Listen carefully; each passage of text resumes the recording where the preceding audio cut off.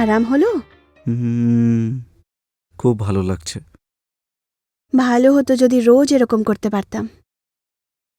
আর এরকম কিছু নয়। আমি একটা কথা বলবো? এই বিয়েটা নিয়ে তুমি খুশি তো? হ্যাঁ, খুশি তো আমি অনেক বেশি, কিন্তু দুঃখ শুধু এটারই যে তুমি আমার হয়েও পুরোপুরিভাবে আমার নও। তোমাকে আমি নিজের মানি আর তোমাকে খুব ভালোবাসি। জানি না তোমার মনে আমার জন্য জায়গা আছে কিনা।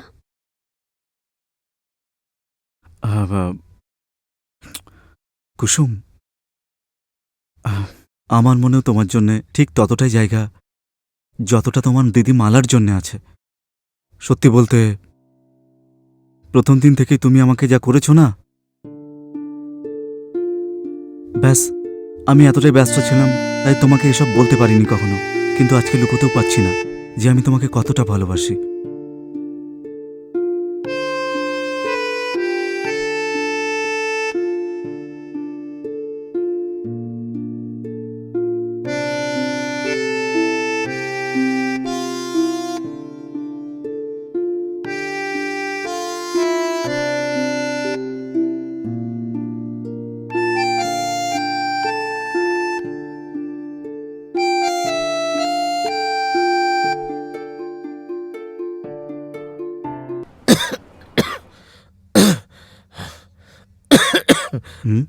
তুমি ঠিক আছো তো? হ্যাঁ বাবা, সব ঠিক আছে। বাবু একটু গিয়ে দেখো চা হয়ে গেছে কিনা। হ্যাঁ, না না, বসো। বাবা, এর কোনো দরকার নেই। মালা জানে যে আমি চা একেবারেই পছন্দ করি না।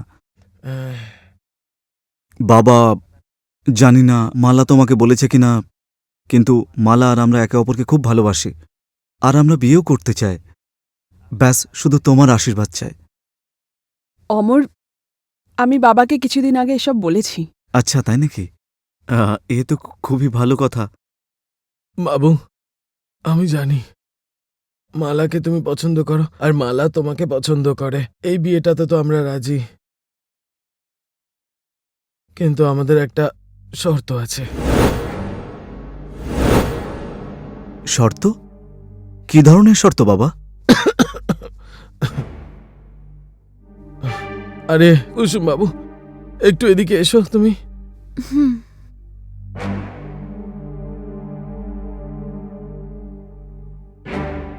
বাবু, ও আমাদের ছোট মেয়ে কুসুম।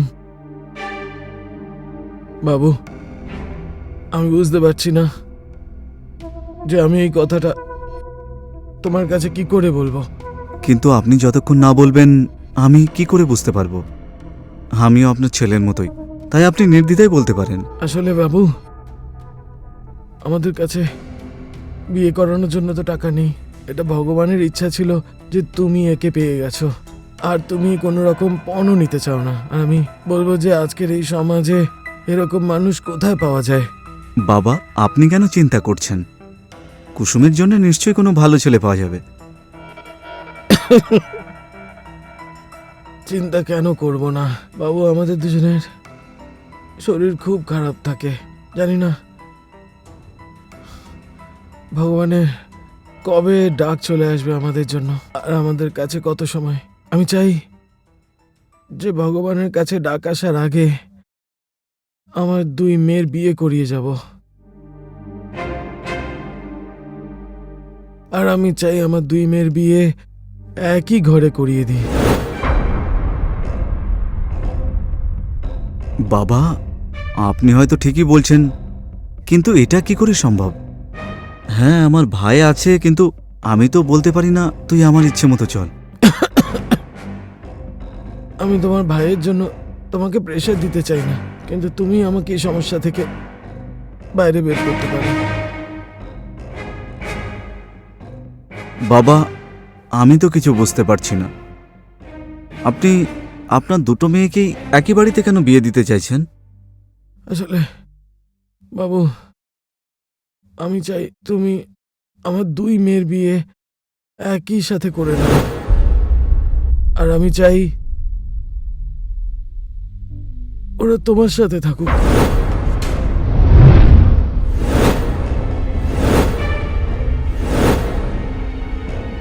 বাবা, আপনি এসব কি কথা বলছেন? আপনি বুঝতেও পারছেন? হ্যাঁ, আমি বুঝতে পারছি। আর এটাই আমরা চাই। যদি মালাকে তুমি বিয়ে করতে চাও, তাহলে কুসুমকেও বিয়ে করে সাথে নিয়ে যেতে হবে। আর আমাদের সবার এটাই সিদ্ধান্ত। আর বাবু, আমার কাছে এই বিয়ের তো কি, আমাদের ওষুধ কেনারও টাকা নেই, আর আমরা বিয়ের খরচা উঠাতে পারবো না। আর আমাদের এটাই অনুরোধ যে তুমি আমাদের দুই মেয়েকে বিয়ে করে নাও, আর এই বিপদের থেকে আমাদেরকে মুক্ত করে দাও। বাবা, আমি বুঝতে পারছি না আপনাকে কি বলা উচিত।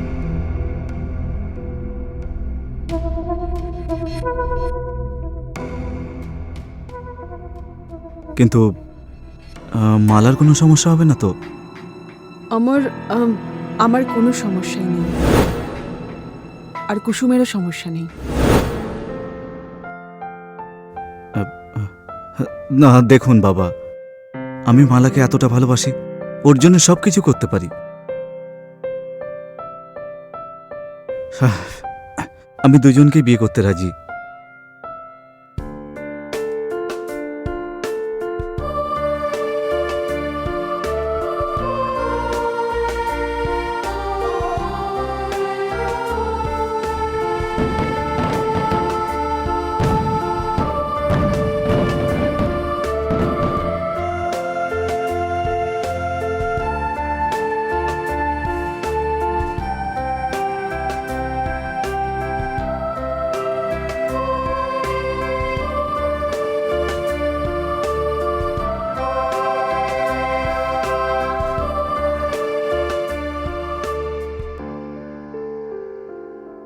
কুসুম, তোমাকে একেবারে চাঁদের মতো দেখতে।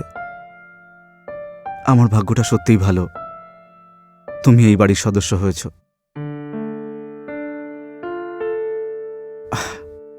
মালা তোমাকে দেখতে এতটাই সুন্দর যে যেন চাঁদ পৃথিবীতে নেমে এসছে। সত্যিই আমার ভাগ্যটা খুব ভালো, কারণ আমি ভগবানের কাছ থেকে একজন সংস্কারী আর দেখতে ভালো মেয়ে চেয়েছিলাম, কিন্তু উনি তো আমাকে দুটো স্বপ্নই পূরণ করেছেন।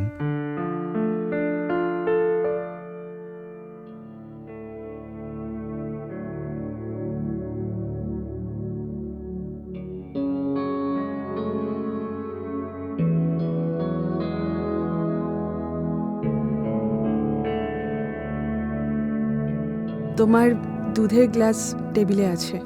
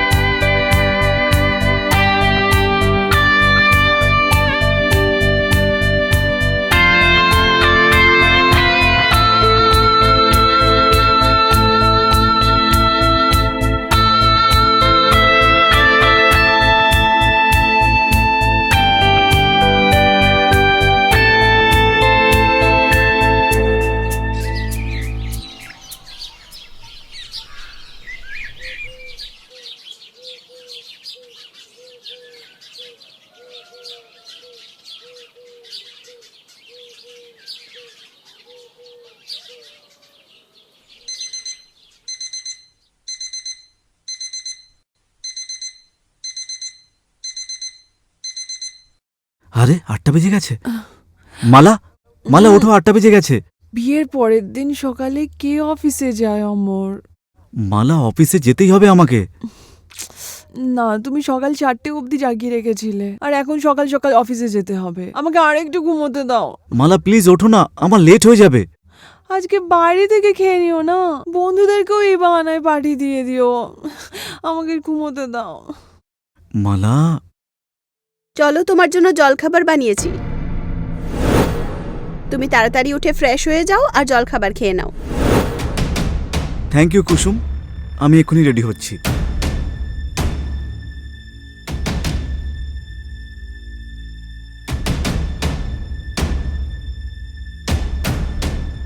দেখলে তো, নিজের ছোট বোন থেকে না কিছুটা শেখো।